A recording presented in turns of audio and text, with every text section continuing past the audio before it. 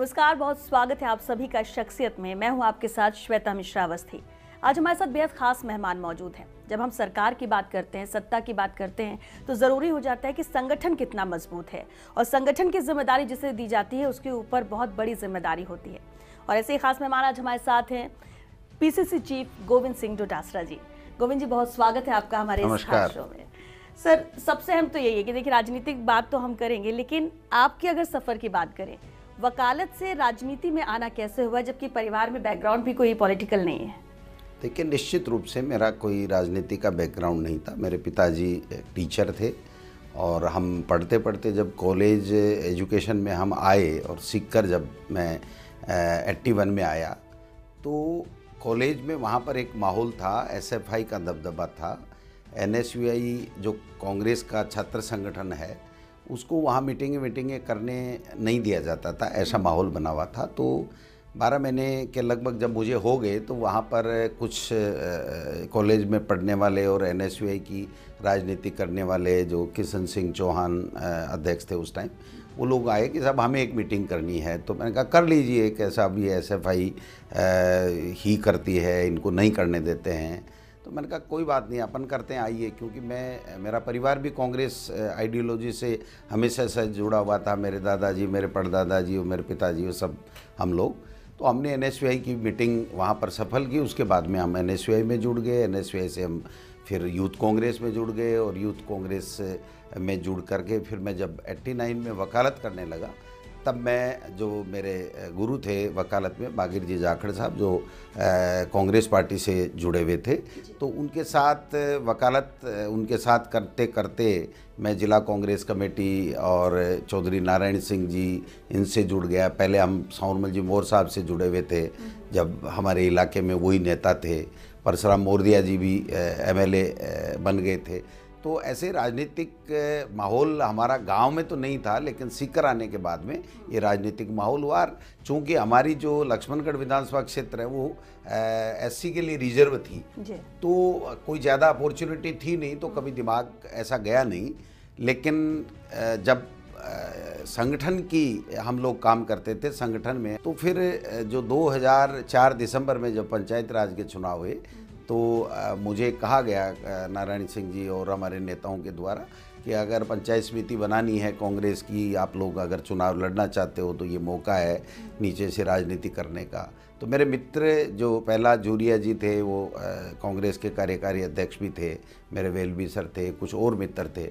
उन्होंने कहा ये सही मौका है, चौधरी नारायण सिंह जी प्रदेश अध्यक्ष हैं, और अगर आप राजनीति में आना चाहते हो, तो वकील को वैसे भी आधी राजनीति के तो वो होता ही है, तो आपको आना चाहिए। तो मैंने पंचायत समिति का मेंबर का चुनाव दिसंबर में लड़ा। उसका जो रिजल्ट है वो जनवरी के फर्स्ट वीक में आया। तो मैं पंचायत समिति का मेंबर बन गया और मेरा सौभाग्य रहा, बहुमत कांग्रेस का आ गया था और मुझे प्रधान की टिकट मिली कांग्रेस पार्टी की, तो मैं प्रधान बन गया।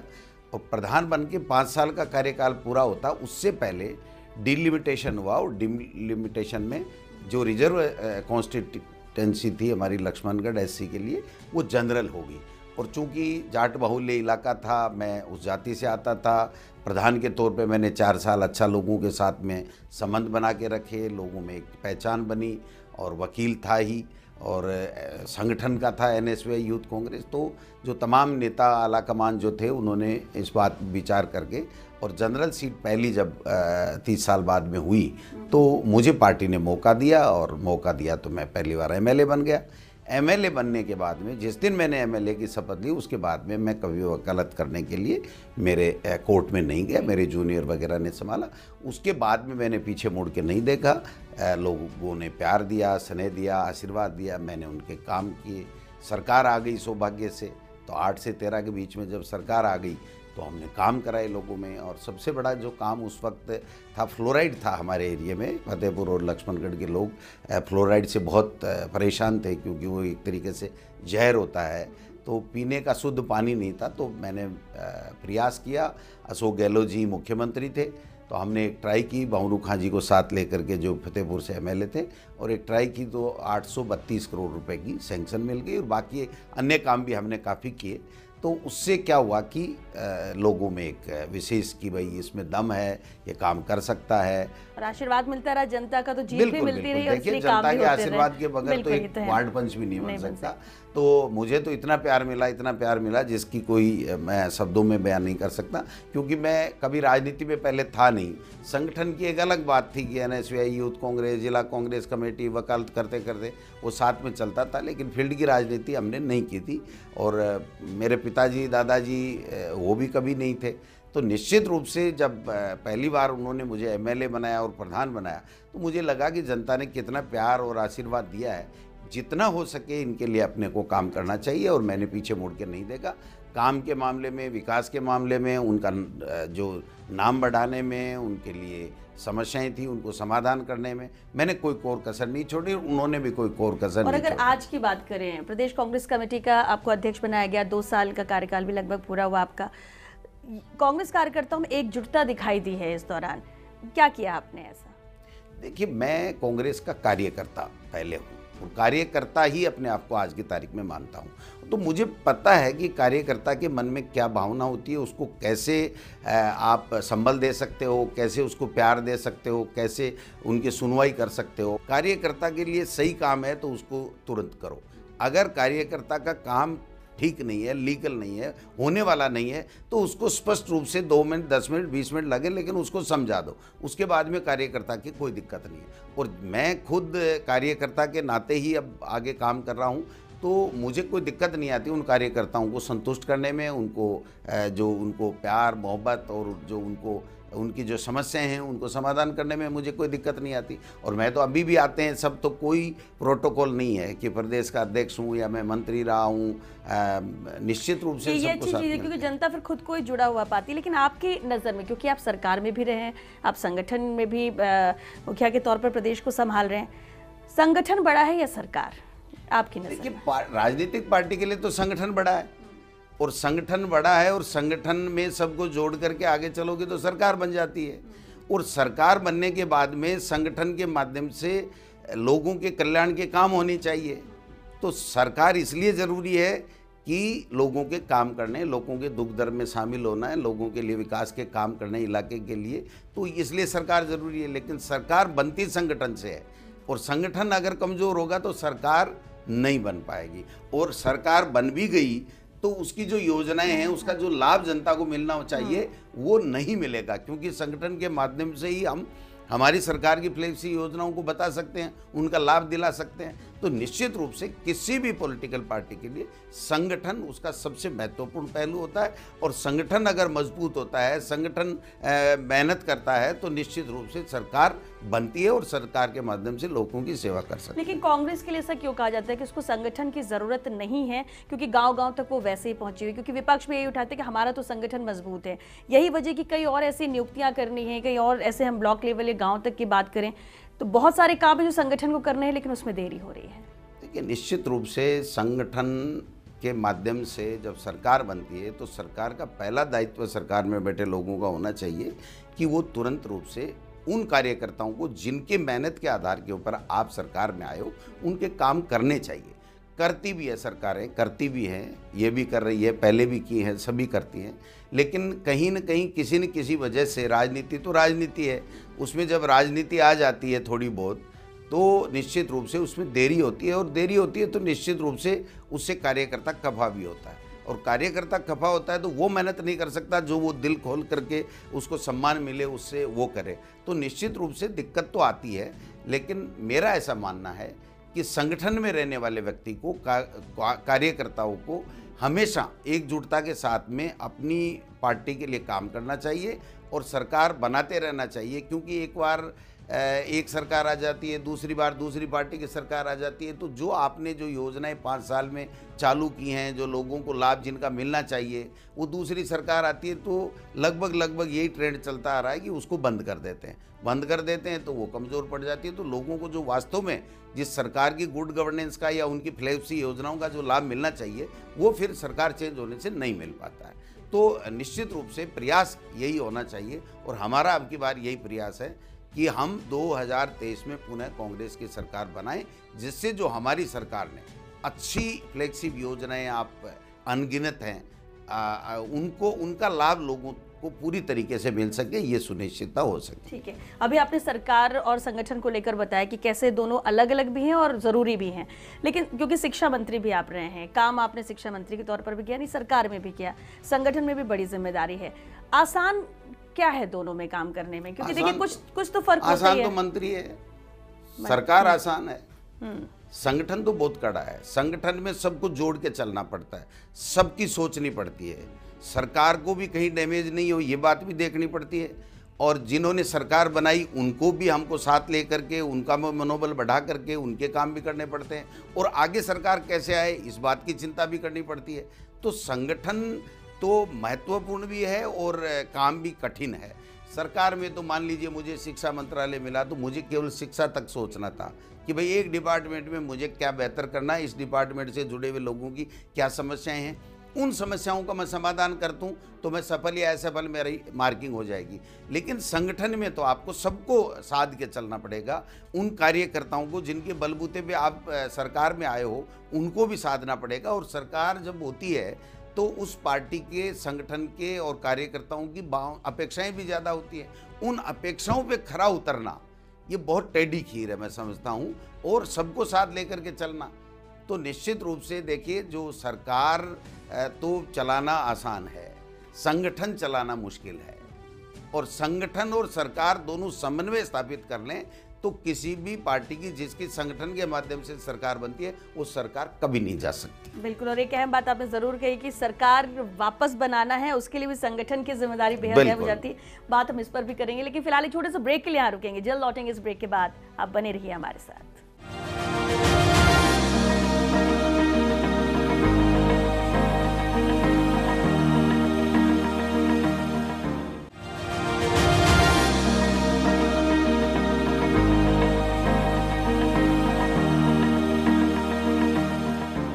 ब्रेक के बाद एक बार फिर आप सभी का स्वागत है। शख्सियत में हमारे साथ पीसीसी चीफ गोविंद सिंह डोटासरा जी लगातार बने हुए। गोविंद जी, एक बार फिर आपका बहुत स्वागत है। बतौर प्रदेशाध्यक्ष 2023 की रणनीति आपके लिए क्या रहेगी, क्योंकि चुनाव तो संगठन ही लड़ता है? देखिए, निश्चित रूप से संगठन लड़ता है और हमने पूरी तैयारी कर रखी है, क्योंकि हमने डिजिटल जो मेंबरशिप हमारी चलाई थी उसमें हमने डिजिटल मेंबरशिप के माध्यम से एक एक बूथ पे 100 लोगों को हमने कांग्रेस का मेंबर बनाया, घर घर जा कर के। तो हमारे पास में एक बड़ी टीम है। अभी खड़गे साहब नए राष्ट्रीय अध्यक्ष बने हैं तो जल्दी ही फैसले होंगे, और हमारी जो प्राधिकरण है उसके पास हमने जिला अध्यक्ष, ब्लॉक अध्यक्ष की सूचियां भेज रखी हैं। तो मैं समझता हूं कि जो भी यूनानिमस इलेक्शन के माध्यम से जो सूचियां तैयार हुई थी तो वो पीआरओ के द्वारा वहां जा चुकी हैं, उसका जल्दी फैसला होगा। और उसके बाद में हम लोग उन कार्यकर्ताओं के, जिन कार्यकर्ताओं के बलबूते पे हम सरकार में आए थे, जिससे हम बराबर कांटेक्ट में रहते हैं, उनके पास जा कर के हम सब जितनी हमारी सरकार की फ्लैगशिप योजनाएं हैं उसका उनको लाभ सुनिश्चित जनता को मिले, वो सुनिश्चित करेंगे, और सब कार्यकर्ताओं को साथ लेकर के संगठन के माध्यम से हम लोग आगे बढ़ेंगे और 2023 में हम लोग सरकार में पुनः रिपीट करेंगे। गोविंद जी, एक अक्सर शिकायत एक रहती है कि जो संगठन के कार्यकर्ता हैं उनके मंत्री या नेता सरकार के जो है वो सुनते ही नहीं हैं। क्या इस समस्या का समाधान आप करा पाए? ये बातें आती रहती हैं, इसमें कुछ सच्चाई भी होती है, कुछ जुमला भी होता है। तो जो सच्चाई होती है उसको हम स्वीकार करते हैं, और जब मंत्री के लिए बाकायदा हम प्रदेश कांग्रेस कमेटी में उनकी जन सुनवाई करवाते हैं। ज़िलों में जब मंत्री जाते हैं तो ज़िलों के अंदर उनकी जन सुनवाई होती है, डीएम के साथ में और प्रशासनिक अधिकारियों के साथ में उनकी मीटिंग भी होती है, डीसीसी में भी वो लोग भाग जाते हैं, और यहाँ भी कार्यकर्ता मिलते रहते हैं। तो निश्चित रूप से सरकार में जो बैठे लोग होते हैं उनको कार्यकर्ताओं को पूरा तवज्जो देना चाहिए। अगर सरकार में बैठे हुए मंत्री, मुख्यमंत्री कार्यकर्ताओं से बराबर संपर्क रखें, मिलें, उनके साथ में अच्छा तालमेल रखें, उनको योजनाओं के बारे में बताते रहें और कैसे अंतिम छोर तक लाभ मिले इस बात को वो लोग प्रयास करते रहें, तो फिर दिक्कत नहीं आती। और इसमें आपने देखा होगा कि जब से मैं संगठन में हूँ, उससे पहले भी संगठन में अच्छा काम हुआ है, लेकिन मैं जब संगठन में आया 2 साल पहले, तब अचानक कोरोना आ गया था, आपको पता होगा। तो कोरोना आने के बाद में आप देखो कि हमने प्रदेश कांग्रेस कमेटी के माध्यम से, संगठन के माध्यम से तमाम लोग, जिला जो लोग काम करते हैं, कार्यकर्ता, MLA, ex MLA, PCC member, इन सबको साथ करके कोरोना में जो सरकार काम कर रही थी और जो लाभ उनको मिलना चाहिए, उनको सुविधाएं मिलनी चाहिए, उसके लिए हम लोग बराबर प्रयास कर रहे थे। और करीब 38,000 के लगभग कॉल हमारे प्रदेश कांग्रेस कमेटी में और विभिन्न जिलों में आए थे, उनको हमने सरकार तक पहुंचाया और उनको कोरोना में सहायता मिली। और अब भी हम लोग जो भी सरकार की फ्लैगशिप योजनाएं हैं, जो हमारा घोषणा पत्र था, उसको भी आपने देखा होगा कि हमने 2 साल के ऊपर, 3 साल के ऊपर, 4 साल की समीक्षा करके बाकायदा बुक्स छपवाई, और सरकार ने अलग से, संगठन ने, प्रदेश कांग्रेस कमेटी ने अलग से, और उनको वहाँ तक पहुँचाने का काम किया कार्यकर्ताओं के माध्यम से कि देखिए ये हमने वादे किए थे, 600 650 जो वादे किए उसमें से ये 80% वादे हमने पूरे किए हैं। और जो उपलब्धियां सरकार की होती हैं उनकी भी बुकलेट जारी करके प्रदेश कांग्रेस कमेटी की तरफ से भी हमने बुकलेटें छपवाई और उसको आम कार्यकर्ता तक पहुंचाने का काम किया, जिससे कार्यकर्ता लोगों से जुड़ करके अंतिम छोर में बैठे व्यक्तियों को भी सरकार की योजनाओं का लाभ बता सके उसके बारे में। बिल्कुल, लेकिन कई बार सवाल ये उठता है कि प्रदेशाध्यक्ष बदला जा सकता है, शायद ऐसा कहा जा रहा है। क्या आपको इसे लेकर कोई जानकारी है? क्योंकि अब तक के कार्यकाल में तो कोई सवाल उठे भी नहीं है आपके। देखिए, वो पार्टी आलाकमान का काम है, किसको क्या जिम्मेदारी देती है। मैंने कभी सपने में भी नहीं सोचा था कि मैं मंत्री बनूंगा, मैं मंत्री भी पार्टी ने बना दिया। तो मैं समझता हूं कि ये मैंने कभी सोचा ही नहीं, तो वो चीज़ मिल रही है। तो मेरा तो एक ही काम कहना है, सभी कार्यकर्ताओं को भी आपके चैनल के माध्यम से, इस प्रोग्राम के माध्यम से कहना चाहता हूं, आप मेहनत कीजिए, पार्टी की विचारधारा को आगे बढ़ाइए। जो अगर आपकी सरकार है तो सरकार के कामों को आप आगे बढ़ाइए, ले जाइए, अंतिम छोर तक लोगों को लाभ मिले। अगर आपकी सरकार नहीं है, उस वक्त आप जनता के क्या मुद्दे हैं उनको ताकत बन करके, उनकी आवाज़ बन करके सरकार तक पहुंचाइए और उनके समाधान का प्रयास कीजिए। निश्चित रूप से आपको जो मिलना है उससे 21 ही मिलेगा। तो मुझे जब मिला है तो एक कार्यकर्ता के तौर पे मैंने कभी सपने में नहीं सोचा कि मैं सक्रिय राजनीति में आऊँगा संगठन के अलावा। तो वो जब मेरे साथ हो सकता है तो कार्यकर्ताओं को मेरे से बेहतर उदाहरण इस राजस्थान में कांग्रेस कार्यकर्ताओं को नहीं मिल सकता है। लेकिन एक अहम बात है, अगर इस कार्यकाल की कांग्रेस की बात करें, बहुत चैलेंजिंग रहा है, बहुत सारी चीज़ें आप लोगों ने फेस की, दृढ़ता से डटे रहे और इसलिए सरकार लगातार काम भी करती जा रही है। लेकिन फिर भी कांग्रेस के अंदर कई गुट हैं और पिछले दिनों की हम बात कर ले तो बहुत कंट्रोवर्शियल बयान भी ऐसे ऐसे आए हैं जो सवाल भी खड़े करते हैं और बाहरी को मौका ही नहीं देते, अंदरूनी तौर पर ही बहुत सारी चीज़ें होती। क्या इन सब का फर्क संगठन के काम में पड़ता है?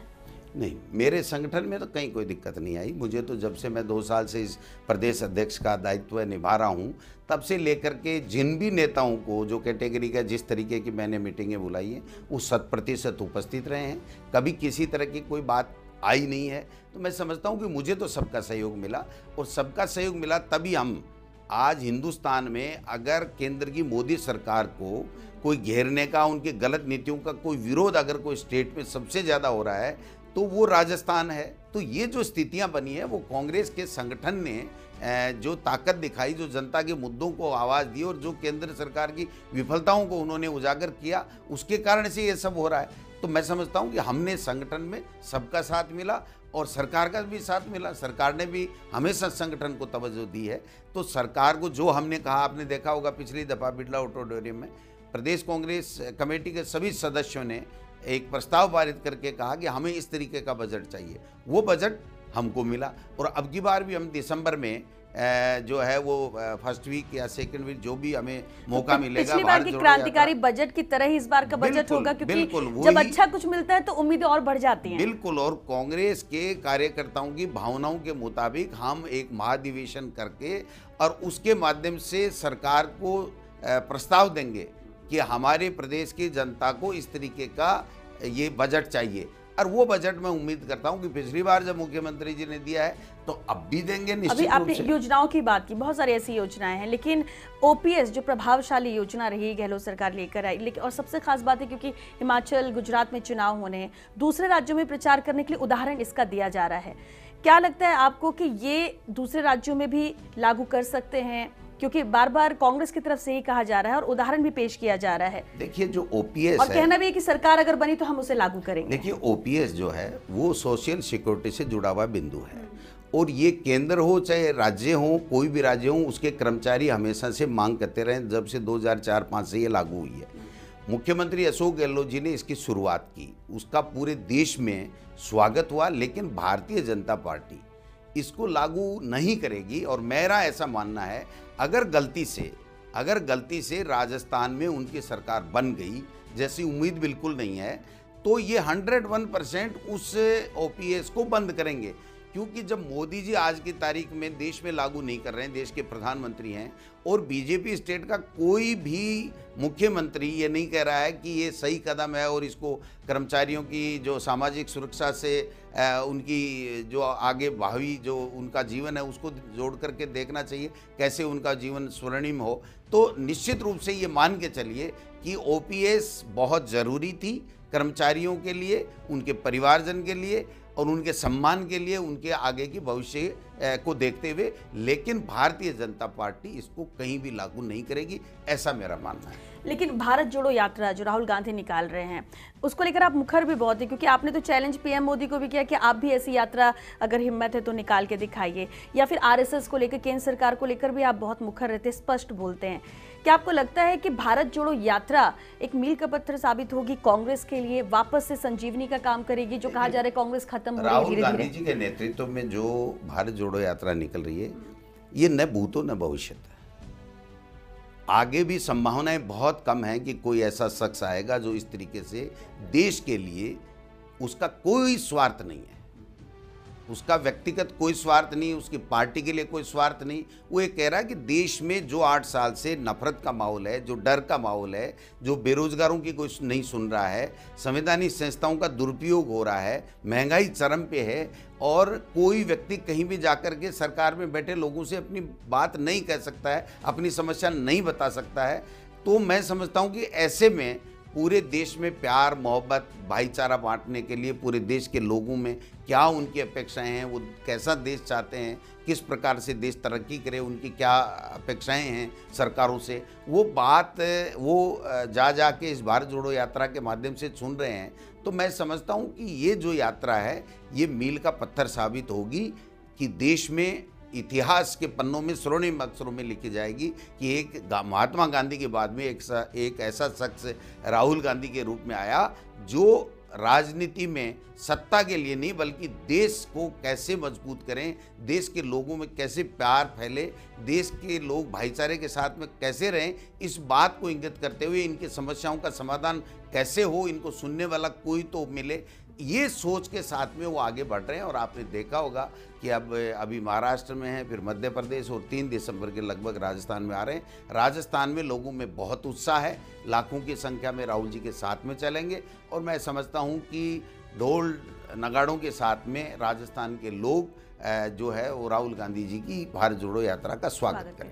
चलिए, एक आखिरी सवाल है और ईमानदारी से आपसे जवाब उसका चाहेंगे। सवाल ये कि ठीक है, आप लोग कह रहे हैं कि जनता एक बार फिर से प्यार देगी, कांग्रेस की सरकार बनेगी क्योंकि एंटी इनकम्बेंसी नज़र नहीं आती है, सब कुछ ठीक है, लेकिन कांग्रेस के अंदर जो गतिरोध बना हुआ है, जो आपसी द्वंद्व नजर आता है, मंत्री के खिलाफ बयान देते हैं और इसके बाद आप लोग को कहना पड़ता है कि हम सब एकजुट हैं, एक साथ हैं। जब साथ और एकजुट कांग्रेस नहीं होगी तो जनता कैसे साथ आएगी? चैलेंजिंग नहीं रहेगा 2023? देखिए, राजनीति में चैलेंजिंग तो होता ही है, और जब केंद्र में मोदी जी की और अमित शाह की जो सरकार, अहंकारी सरकार है, जिसके कोई नैतिकता नहीं है, कोई उनके सिद्धांत नहीं है, कोई उनके लिए संविधान नहीं है, कोई उनके लिए नीति नहीं है, साम दाम दंड भेद कैसे भी किसी को जेल में डालो, किसी के ईडी का छापा डालो, किसी के इनकम टैक्स का डालो, किसी को तोड़ो, किसी को डराओ, किसी को कैसे भी करो, तो ऐसे माहौल में निश्चित रूप से चैलेंजिंग है। लेकिन मैं राजस्थान की तासीर को जानता हूँ। राजस्थान के लोग विकास को पसंद करते हैं, राजस्थान के लोग भाईचारे को पसंद करते हैं, राजस्थान के लोगों को मूल्यांकन करना आता है कि किस प्रकार से 4 साल में अशोक गहलोत जी की सरकार ने कितनी गुड गवर्नेंस दी है और कैसी कैसी फ्लैगशिप योजनाएं, मुख्यमंत्री चिरंजीवी योजना, महात्मा गांधी इंग्लिश मीडियम स्कूलें हैं। लोगों की तो बात कर रहे हैं, मंत्री नेताओं का क्या एकजुट रहेंगे? सब काम कर रहे हैं। 2 चीजें एक दिमाग में रखनी पड़ेंगी हम सबको, जो मेरे लिए भी लागू है, हर नेता कार्यकर्ता के लिए लागू है। महत्वाकांक्षी होना कोई बुरी बात नहीं है, अति महत्वाकांक्षा नहीं होना चाहिए। और एक दूसरी चीज, पार्टी पहले सोचो, अपनी व्यक्तिगत छवि बाद में सोचो।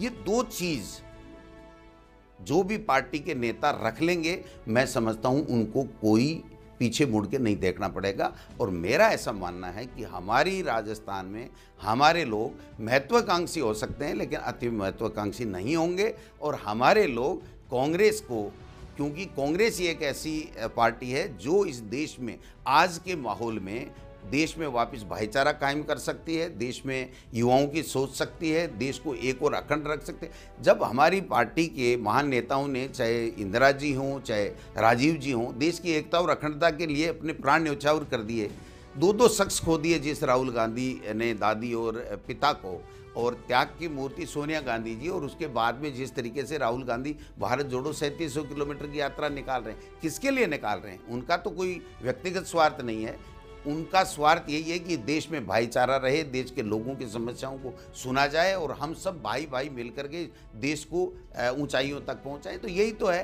तो निश्चित रूप से इसका भी फर्क पड़ेगा, और हमारी जो गुड गवर्नेंस है उसका भी असर पड़ेगा, और संगठन और सत्ता में समन्वय का भी असर पड़ेगा। और आप देखिए 4 साल बाद में भी 1% एंटी कमेंसी नहीं है यहाँ पर राजस्थान में। तो आप समझिए कि उनमें इतनी फूटें हैं, वो व्यक्तिगत स्वार्थ के लिए काम कर रहे हैं और हमारे नेता स्टेट के लिए काम कर रहे हैं। इसलिए हम ही जीतेंगे, कांग्रेस ही जीतेगी, भाजपा राजस्थान में नहीं जीत सकती। चलिए गोविंद सिंह जी, उम्मीद करते हैं कि जो वादे जनता से किए गए वो पूरे किए जाए, बजट पहले से भी ज्यादा बेहतर हो, जो अभी आखिरी बजट भी पेश होने वाला है। 100% और शुभकामनाएं 2023 के लिए जो रणनीति आप बना रहे हैं जीत को लेकर, तो उम्मीद करते हैं कि जनता भी शायद साथ ही जाएगी इन योजनाओं के मद्देनजर। बहुत शुक्रिया हमारे शो में। नमस्कार, थैंक यू। तो शख्सियत में आज के लिए बस इतना ही, दीजिए इजाजत, फिर हाजिर होंगे नई शख्सियत के साथ। नमस्कार।